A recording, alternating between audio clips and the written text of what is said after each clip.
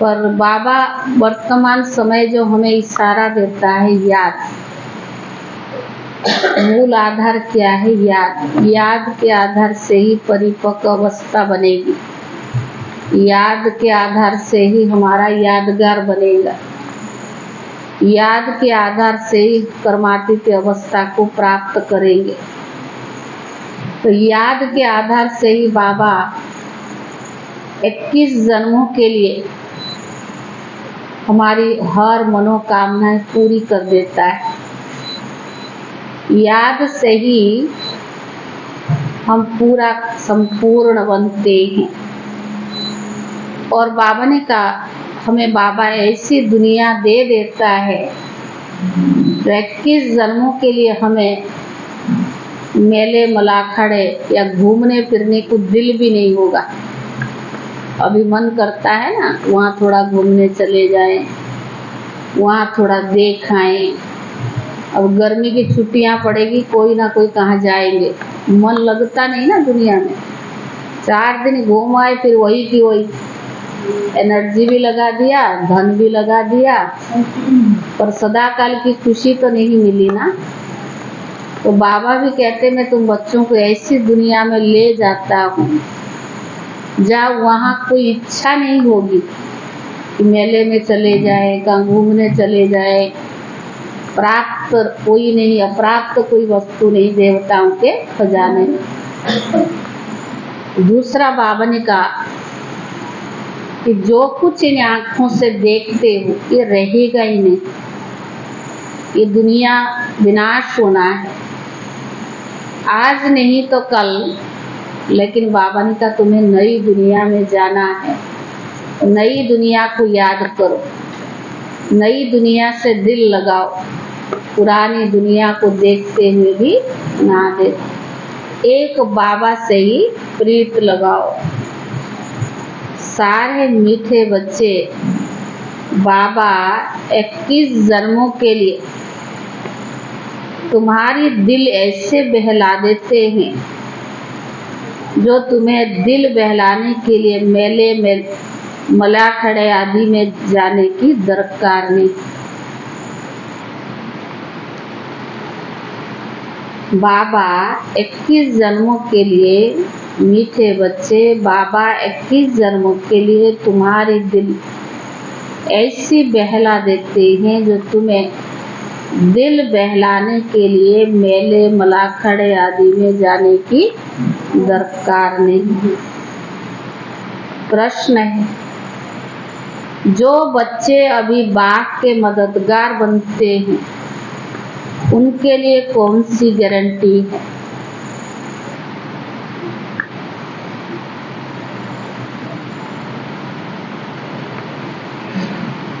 जो बच्चे अभी बाप के मददगार बनते हैं उनके लिए कौन सी गारंटी है? हाँ? अकाले मृत्यु नहीं। और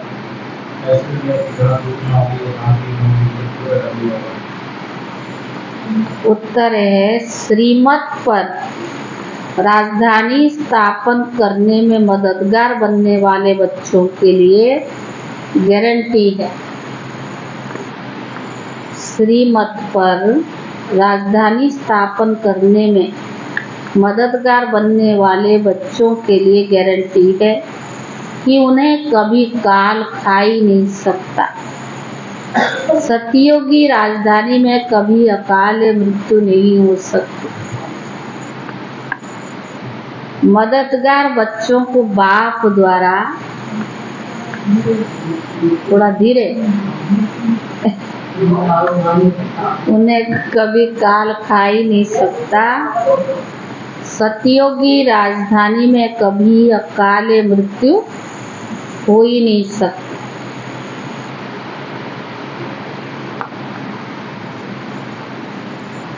मददगार बच्चों को बाप द्वारा ऐसी प्राइज मिल जाती है जो 21 पीढ़ी तक अमर बन जाते। मददगार बच्चों को बाप द्वारा ऐसी प्राइज मिलती है जो 21 पीढ़ी अमर बन जाते। ओम शांति। बने बनाए सृष्टि चक्र अनुसार कल्प पहले माफिक शिव भगवान उवाच।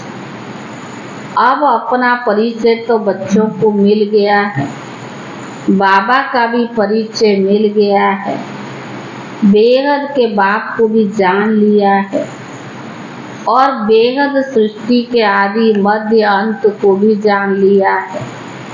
नंबर बार पुरुषार्थ अनुसार कोई अच्छी रीति जानते हैं, फिर समझा भी सकते हैं, कोई अधूरा कोई कम। जैसे लड़ाई में भी कोई कमांडर, कोई चीफ, कोई कैप्टन, कोई क्या क्या बनते हैं।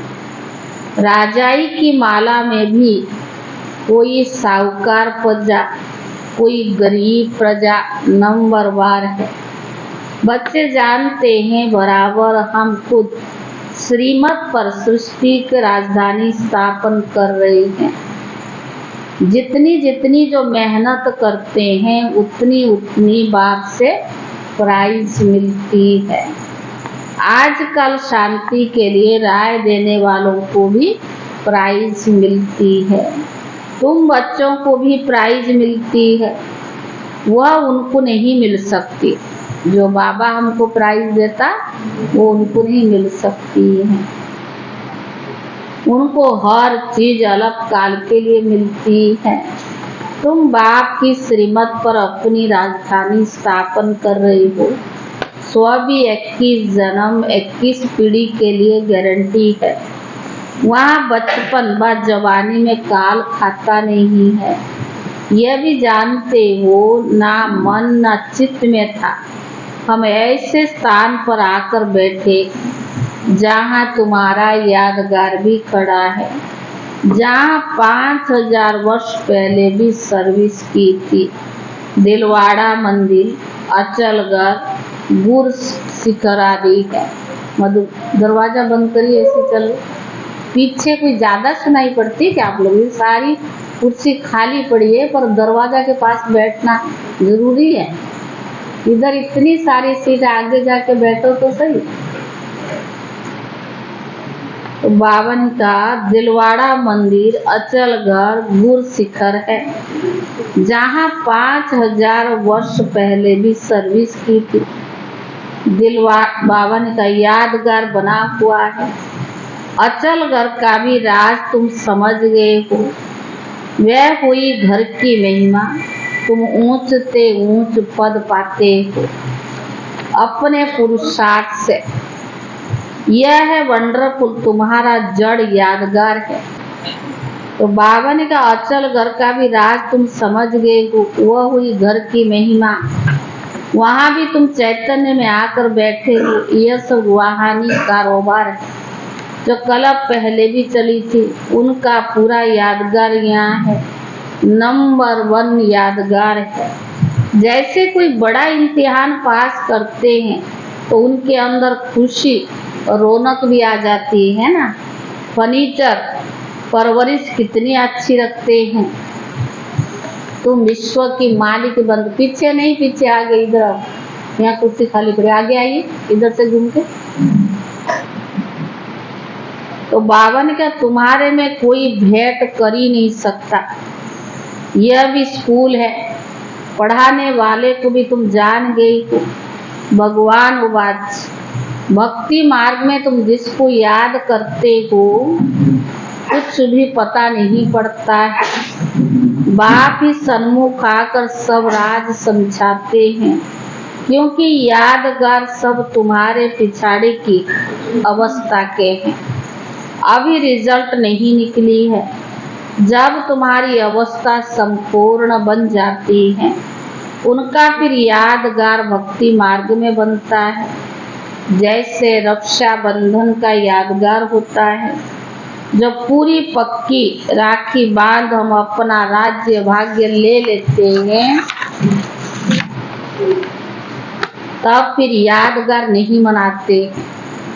इस समय तुमको सभी मंत्रों का अर्थ भी समझाया है, ओम का अर्थ भी समझाया है। ओम का अर्थ कोई लंबा नहीं है। ओम का अर्थ है अहम आत्मा मम शरीर। अज्ञान काल में भी तुम देह अभिमान में रहते हो तो अपने को शरीर समझते हो। दिन प्रतिदिन भक्ति मार्ग नीचे गिरता जाता है, तम प्रधान बनते जाते हो। हर चीज पहले सतो प्रधान होती है, भक्ति भी पहले सतो प्रधान थी। जब एक सत शिव बाबा को याद करते थे भी बहुत थोड़े, दिन प्रतिदिन वृद्धि बहुत होती है। विलायत में जास्ती बच्चे पैदा करते हैं तो उनको इनाम मिलता है। बाप कहते बच्चे काम महाशत्रु है। सृष्टि की बहुत वृद्धि हो चुकी है, अब पवित्र बनो।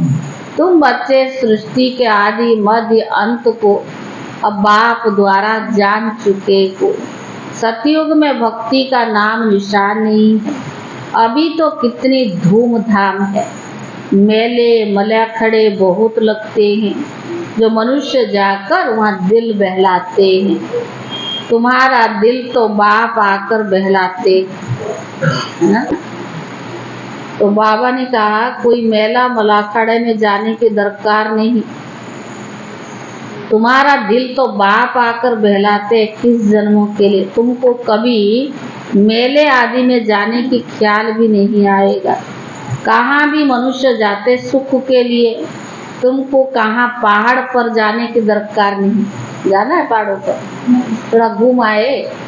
दिल्ली में गर्मी होती है ना, पर शिमला पता नहीं कहाँ लोग जाते हैं ठंडी के लिए। तो बाबा ने कहा यहाँ देखो कैसे मनुष्य मरते हैं। मनुष्य तो सतयुग कलयुग स्वर्ग नरक भी नहीं जानते। तुम बच्चों को पूरा ज्ञान मिला है। बाप कहते हैं कि तुमको मेरे साथ रहना है, तुमको घर-बार भी संभालना है। बच्चे जुदा तब होते हैं जब कोई किटकिट होती है, फिर भी तुम बाप के संग रह नहीं सकते। सब सतो प्रधान बन नहीं सकते। कोई सतो, कोई रजो, कोई तमो अवस्था में भी है। सब इकट्ठे रह नहीं सकेंगे, क्योंकि राजधानी स्थापन हो रही है। जो जितना बाप को याद करेंगे उसी अनुसार राजधानी में भी पद पाएंगे। मुख्य बात है ही बाप को याद करने की। बाप स्वयं बैठ ड्रिल सिखलाते हैं। यह है डेड साइलेंस। तुम यहाँ जो कुछ भी देखते हो उनको देखना भी नहीं है। देह सहित सब कुछ त्याग करना है। तुम क्या देखते हो वो सब देखना नहीं। अब क्या देखते हो? एक तो अपने घर को और पढ़ाई अनुसार जो पद पाते हो, उस सतयुगी राजाई को भी तुम जानते हो। जब सतयुग है तो त्रेता नहीं, जब त्रेता है तो द्वापर नहीं, और द्वापर है तो कलयुग नहीं। अब कलयुग भी है और संगम युग भी है। भले तुम बैठे हो पुरानी दुनिया में, परंतु बुद्धि से क्या समझते हो? अब संगम युग पर है। संगम युग किसको कहा जाता है यह भी तुम जानते हो। पुरुषोत्तम वर्ष, पुरुषोत्तम मास, पुरुषोत्तम भी दिन पुरुषोत्तम संगम युग पर ही होता है। पुरुषोत्तम बनने की घड़ी भी इस पुरुषोत्तम युग में है। यह बहुत छोटा लिप योग है। तुम लोग बाजली खेलते हो जिससे तुम स्वर्ग में जाते हो। बाबा ने देखा है कैसे साधु लोग अथवा कोई बाजोली खेलते खेलते यात्रा पर जाते हैं, बड़ी कठिनाइयाँ उठाते हैं। अब इसमें कठिनाइयों की तो बात है नहीं, यह है योग बल की बातें। क्या याद की यात्रा तुम बच्चों को कठिन लगती है? नाम तो बहुत सहज रखा है, कहाँ सुनकर डर न जाए। कहते बाबा हम योग में रह नहीं सकते। बाबा फिर हल्का कर देते हैं। यह तो बाबा की याद है, याद तो सब चीजों को किया जाता है। बाप कहते अपने को आत्मा समझो। तो तुम बच्चे हो ना, यह तुम्हारा बाप भी है और मासूक भी है। सब आशिक उनको याद करते हैं, एक बाप अक्षर भी काफी है। भक्ति मार्ग में तुम मित्र संबंधी आदि को याद करते हैं, फिर भी है प्रभु है ईश्वर भी जरूर कहते हो। सिर्फ पता नहीं कि ये क्या चीज है। आत्मा का बाप तो परमात्मा है, इस शरीर का बाप तो देहधारी है। आत्माओं का बाप और शरीर है, वे कभी पुनर्जन्म में नहीं आते हैं और सभी पुनर्जन्म में आते हैं, इसलिए बाप को ही याद करते हैं। जरूर कभी सुख दिया है, तभी तो उनको कहा जाता है दुख हरता सुख करता। परंतु उनके नाम रूप देश काल को कोई जानते नहीं। जितने मनुष्य उतनी बातें, अनेक मत हो गई है ना। बाप कितना बच्चों को प्रेम से पढ़ाते हैं, वह ईश्वर शांति देने वाला, कितना उनसे हमें सुख मिलता है। एक ही गीता सुनाकर पतितों को पावन बना देते हैं। प्रवृत्ति मार्ग भी तो चाहिए ना। मनुष्य ने कल्प की आयु लाखों वर्ष कह दी है, फिर भी अनगिनत मनुष्य हो जाते हैं। कितनी भूल की है, ये नॉलेज अभी तुमको मिलती है, फिर प्रायलोक हो जाता है। चित्र तो है जिनकी पूजा होती है, परंतु अपने को देवता धर्म का समझते नहीं। जो जिनकी पूजा करते हैं वो उस धर्म के है ना। यह समझ नहीं सकते कि हम आदि सनातन देवी देवता धर्म के हैं, उनको ही वंशावली है। यह भी बाबा समझाते। बाबा कहते तुम पावन थे, फिर तमो प्रधान बन पड़े हो, अब पावन सतो प्रधान बनना है। या गंगा स्नान करने से बनेंगे? पतित पावन तो बाप है, वो जब आकर रास्ता बताए तब तो पावन बने। पुकारते रहते परंतु जानते कुछ नहीं। आत्मा पुकारती अर्गंस द्वारा कि पतित पावन बाबा हमको आकर पावन बनाओ, क्योंकि सब पतित है ना। काम चिता पर जलते रहते हैं। यह खेल भी ऐसा बना हुआ है, फिर बाबा आकर सबको पावन बना देते हैं। ये बाप संगम पर ही तो समझाते हैं। सतयुग में होता है एक धर्म, बाकी सब वापस चले जाते हैं। तुम ड्रामा को समझ गए हो जो और कोई नहीं जानते। इस रचना का आदि मध्य अंत क्या है, ड्यूरेशन कितना है, यह भी तुम जानते हो। वह सब शूद्र, तुम है ब्राह्मण। तुम भी जानते हो नंबर बार पुरुषार्थ अनुसार। कोई गफलत करते हैं तो उनकी कोई गफलत करते तो उनकी रजिस्टर से पता पड़ दिखाई पड़ता है कि यह पढ़ाई कम पड़ती है। कैरेक्टर्स का रजिस्टर होता है ना, यहाँ भी रजिस्टर होना चाहिए। किसकी? स्कूल में तो रखते हैं ना, कैसे चलन ठीक चलते, टाइम पर स्कूल पे आते नहीं आते। पर यहाँ तो सब फ्री है, जब मर्जी आप, भगवान कुछ नहीं कहता है। पर कौन सा रजिस्टर रखना चाहिए?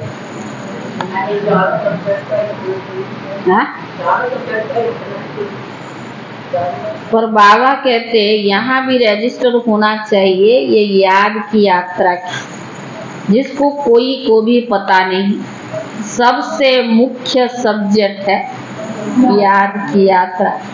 अपने को आत्मा समझ, बाप को याद करो। आत्मा मुख से कहती है कि हम एक शरीर छोड़कर दूसरा लेते हैं। यह सब बातें ये ब्रह्मा बाबा नहीं समझाते हैं। परंतु ज्ञान सागर परमात्मा इस रथ में बैठकर सुनाते हैं। कहा जाता है गौमुख। मंदिर भी यहाँ बना हुआ है जहाँ तुम बैठे हो। जैसे तुम्हारी सीढ़ी है वैसे वहाँ भी सीढ़ी है। तुमको चढ़ने में थकावट नहीं होती है। तुम यहाँ आए हो बाप से पढ़कर रिफ्रेश होने के लिए। मधुबन किस लिए जाते? पहाड़ घूमने थोड़े जाते, पढ़ाई पढ़कर रिफ्रेश होने के लिए जाते। वहाँ गोरख धंधा बहुत रहता है, शांति से सुन भी नहीं सकते। घरों में रहते हैं ना, तो आए और भागे। संकल्प चलता रहेगा, कोई देख ना ले, जल्दी घर जाऊं, है क्या विचार? हाँ सुमन बहन, टाइम हो गया, घड़ी देख ले चले। हाँ, आगे पीछे नहीं होना चाहिए। तो बाबा ने कहा मधुबन में तो ऐसा नहीं रहता ना चिंता, वहाँ तो गोरख धंधा कुछ नहीं होता है। कितना चिंता रहता है। यहाँ कोई भी ऊना नहीं, जैसे कि हॉस्टल में रहते बच्चे, हॉस्टल में रहते हैं ना, ऐसे मधुबन में बनी बनाई खाना मिलता है, सब कुछ होता है, कुछ करना नहीं पड़ता है। यहाँ ईश्वरीय परिवार है। शांति धाम में भाई भाई रहते हैं। यहाँ है भाई बहन, क्योंकि यहाँ पाठ बजाने के लिए आए हैं। भाई बहन तो चाहिए ना। सतयुग में तुम आपस में भाई बहन थे, उनको कहा जाता है अद्वैत राजधानी। वहाँ लड़ाई झगड़ा कुछ भी नहीं होता है। तुम बच्चों को पूरी नॉलेज मिलती है कि हम 84 जन्म लेते। तो बाबा ने कहा जिससे जास्ती भक्ति की उनका हिसाब भी बाप ने बताया है। तुम ही शिव की अभिविचारी भक्ति करना शुरू करते हो, फिर वृद्धि होती जाती है। वह सब है भक्ति।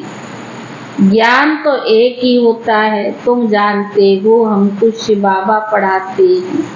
ये ब्रह्मा तो कुछ भी नहीं जानते थे। जो ग्रेट ग्रेट ग्रैंडफादर था वो इस समय के बने हैं, फिर मालिक बनते हैं तथ्य।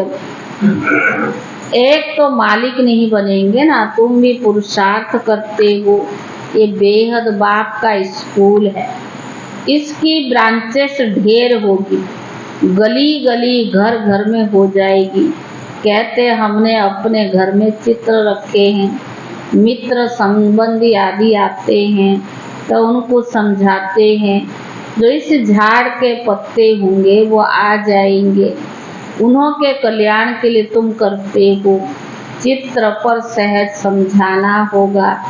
शास्त्र तो ढेर पढ़े, अब सब भूलना है। बाबा पढ़ाने वाला है, वही सच्चा ज्ञान सुनाते हैं। अच्छा मीठे मीठे सिकीले दे बच्चों प्रति माता पिता बाप दादा का याद प्यार और गुड मॉर्निंग। रूहानी बाप की रूहानी बच्चों को नमस्ते। रूहानी बच्चों की तरफ से रूहानी बाप दादा को याद प्यार और नमस्ते। धारणा के लिए मुख्य सार। पहला, डेड साइलेंस की ड्रिल करने के लिए या जो कुछ इन आँखों से दिखाई देता है, डेड साइलेंस की ड्रिल करने के लिए यहाँ जो कुछ आँखों से दिखाई देता है उससे नहीं देखना है।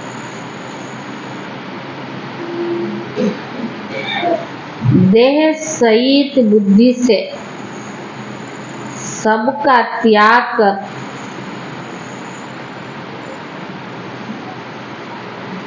देह सहित बुद्धि से सबका त्याग कर अपने घर और राज्य की स्मृति में रहना है।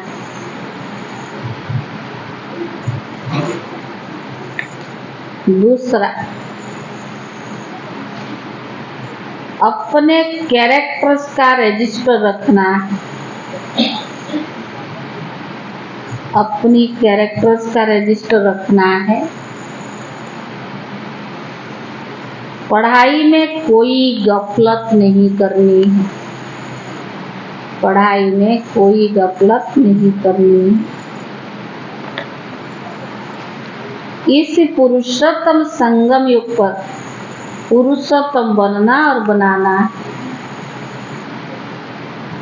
इस पुरुषोत्तम संगम युग पर पुरुषोत्तम बनना और बनाना है। वरदान, सदा सर्व प्राप्तियों से भरपूर रहने वाले, सदा सर्व प्राप्तियों से भरपूर रहने वाले, हर्षित मुख, हर्षित चित्त भव। वरदान क्या है? सदा सर्व प्राप्तियों से भरपूर रहने वाले, हर्षित मुख, हर्षित चित्त भव। जब भी कोई देवी या देवता की मूर्ति बनाते हैं, उनमें चेहरा सदा हर्षित दिखाते हैं। तो आपके इस समय के यादगार कब का बनता है? आपके इस समय के हर्षित मुख रहने का यादगार चित्र भी दिखाते, चित्र में भी दिखाते हैं। हर्षित मुख अर्थात सदा सर्व प्राप्तियों से भरपूर। जो भरपूर होता है वही हर्षित रह सकता है। कोई कितना भी हर्षित रहने की कोशिश करे, बाहर से हंसेंगे लेकिन दिल से नहीं। आप तो दिल से मुस्कुराते हो ना, क्योंकि सर्व प्राप्ति से भरपूर और हर्षित चित्त है। स्लोगन, पास विद ऑनर बनना है तो हर खजाने का जमा खाता भरपूर। अगर पास विद ऑनर बनना चाहते हो तो हर खजाने का जमा का खाता भरपूर हो। आज है 13 अप्रैल, बैसाख मास कहते हैं, हल बैसाखी आती है। 13 तारीख है आज अप्रैल। जितना आपस में संस्कारों का समानता में लाएंगे उतना ही समीप आएंगे। जैसे साकार रूप में संस्कार उपराम और साक्षी दृष्टा के रहे, यही साकार के संपूर्ण स्थिति के श्रेष्ठ लक्षण थे। इस संस्कार में समानता लानी है, इसमें ही सर्व के दिलों पर विजयी होंगे। और जो संगम पर सर्व के दिलों पर विजयी बनता है वही भविष्य में विश्व महाराजन बनता है। ओम शांति।